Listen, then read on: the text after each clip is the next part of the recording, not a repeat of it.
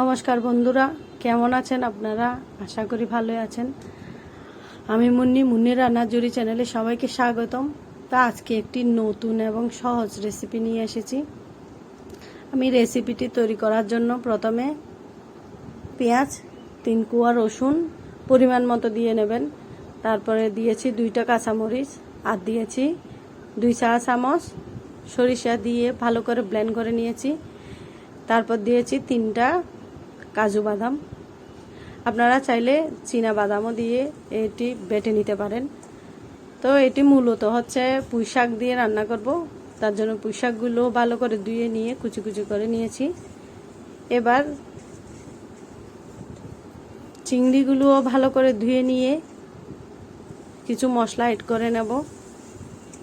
অনেকটা মেখেই রেখে দিলাম, 10 মিনিটের মতো মেখে রেখে দিয়েছিলাম লবণ আর বাটা মশলাটা।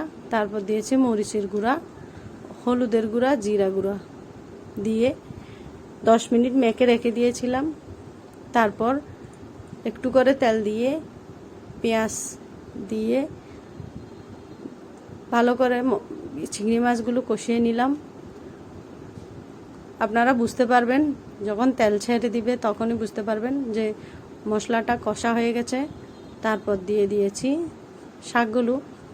শাকগুলো দিয়ে ভালো করে সিদ্ধ করে নিতে হবে। আমি প্রায় রেসিপিতে বলে থাকি যে পুঁই শাক ভালো করে সিদ্ধ করে নিলে টেস্ট আলাদা হয়ে যায়। তো তার জন্য আমি ভালো করে সিদ্ধ করে নেব, মাঝে মাঝে একটু একটু নেড়ে দেব। দেখুন এমন সুন্দর একটা ঘ্রাণ বের হয়েছিল, ভিউয়ার্স যদি না খেয়ে থাকেন তাহলে বোঝাতে পারবো না। তো আপনাদেরকে অবশ্যই একবার করে খেয়ে দেখার অনুরোধ রইল। তো এটা সম্পূর্ণ পানি শুকিয়ে যাওয়া পর্যন্ত অপেক্ষা করে নেব। এখানে আমি বাড়তি কোনো পানি ইউজ করব না।